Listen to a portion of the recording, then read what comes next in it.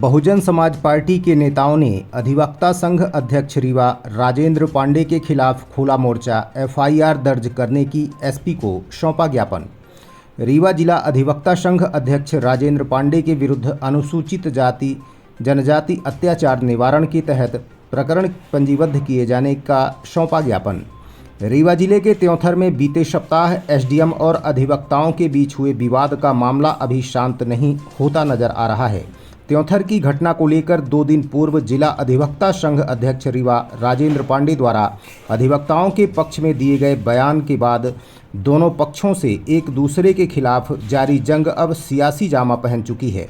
बीते दिन बहुजन समाज पार्टी के अध्यक्ष अमित करदल के नेतृत्व में सैकड़ों की संख्या में बहुजन समाज पार्टी के नेताओं और कार्यकर्ताओं द्वारा पुलिस अधीक्षक रीवा कार्यालय पहुंचकर रीवा अधिवक्ता संघ अध्यक्ष राजेंद्र पांडे के विरुद्ध अनुसूचित जाति जनजाति अत्याचार निवारण के तहत प्रकरण पंजीबद्ध किए जाने की मांग की गई है। प्रभार है, जांच में गई थी उस दिन, तो पूरे जिला में दोनों जिला में वो जाने का उनका अधिकार है।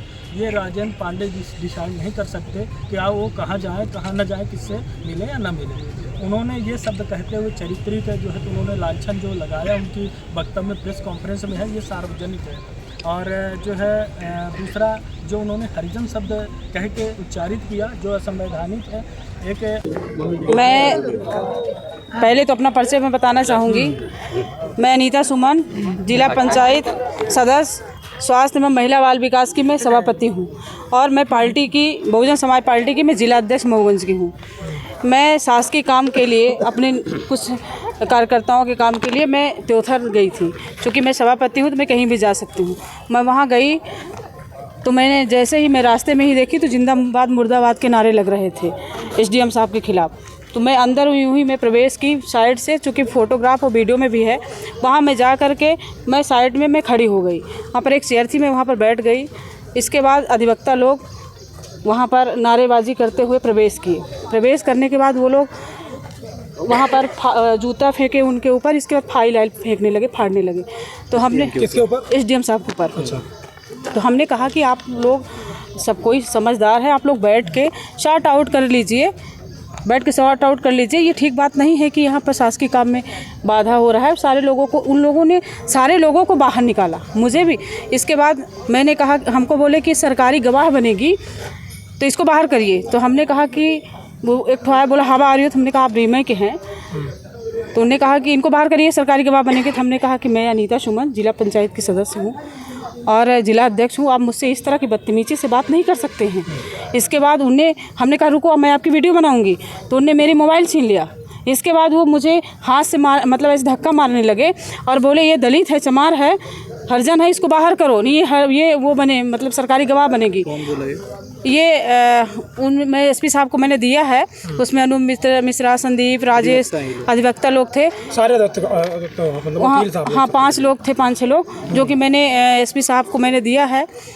इसके बाद हम 3-4 दिन हमने सोचा कि मैं देखती हूँ क्या होगा। इसके बाद मुझे अनाप शनाप सुनने को भी आया कि क्या कर लेगी। इसके बाद मैंने एसपी साहब को हमारे लोगों के साथ मैंने दिया। इसके बाद मैंने हर जगह ईमेल भी किया। जब घटना हुई तो आपने थाने में शिकायत दर्ज नहीं कराई? नहीं, मैं निजी काम से कहीं बाहर चली गई थी। 2 दिन बाद मैं याद आई। अच्छा। मेरे हस्बैंड की तबीयत ठीक नहीं रहती तो मैं बाहर गई थी। इसके बाद मैं आई तो एसपी साहब को दिया, मैंने पेन ड्राइव भी दिया, ऑडियो का भी, वीडियो का भी। इसके बाद हम इंतज़ार करते रहे तो कुछ नहीं हुआ। इसके बाद 9 तारीख को अधिवक्ता संघ के अध्यक्ष राजेंद्र पांडे जी अच्छा एक प्रेस कॉन्फ्रेंस किए। उसमें एसडीएम साहब के बारे में जो बोले उनका निजी मामला है, क्या बोलते हैं, लेकिन उन्होंने ये कहा कि एक हरिजन महिला वहाँ से हनमना से कोई सुमन उमन करके आई थी और वो हरिजन महिला मतलब कि यहाँ पर आई थी रिपोर्ट करने के लिए, और रहती कहाँ है? हनमना में, और बैठती कहाँ है? मुख्यालय कहाँ बनाई है? त्योथर में, जो कि मैं कभी नहीं जाती हूँ। मैंने एक बार ही अभी गई थी हाल में, और मैं सभापति हूँ तो मुझे राजेंद्र पांडे से पूछने की ज़रूरत नहीं है कि मुझे पूछना है। और उन्होंने मुझे बार बार हरिजन शब्द कह के और मेरे चरित्र पे उंगली उठाने का उनको अधिकार नहीं है, इसलिए कि भारत देश में आधी आबादी महिलाओं की है। और उन्होंने महिला जात के ऊपर और खासकर हरिजन शब्द कह के और जाति सूचक शब्द से मुझे अपमानित किया है, मेरे चरित्र पर उंगली उठाया है।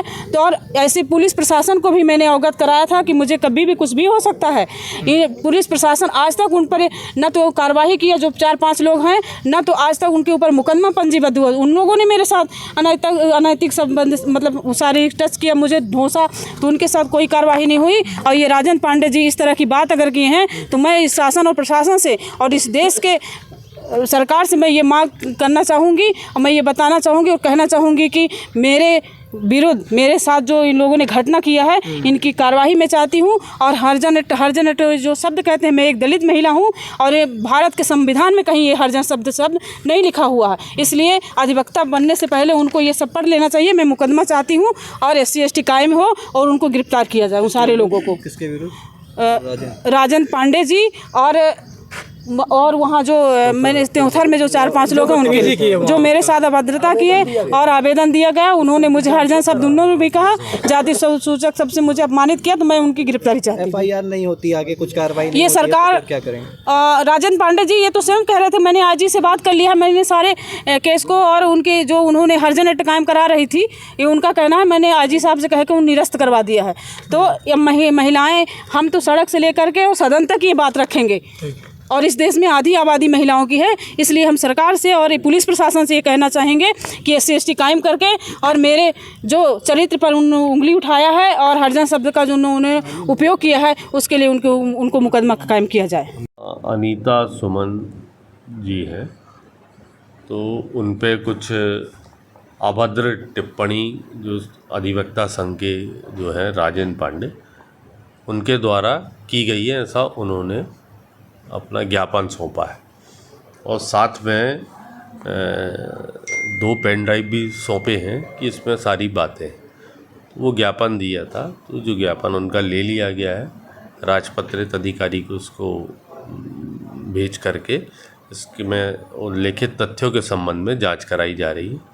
आए हुए साक्ष्यों के आधार पर इसमें कार्रवाई की जाएगी। सर, त्योथर में जो SDM साहब के ऊपर भी जूता चप्पल का आरोप लगा था, उसमें क्या कार्रवाई हुई? उसमें भी मुकदमा भी पंजीबद्ध है और इन्वेस्टिगेशन जारी है। जुड़ा मामला है सर। उसी के तारतम्य में उन्होंने बोला कि उसी घटना से मिला जुला हमारी प्रतिक्रिया थी ये।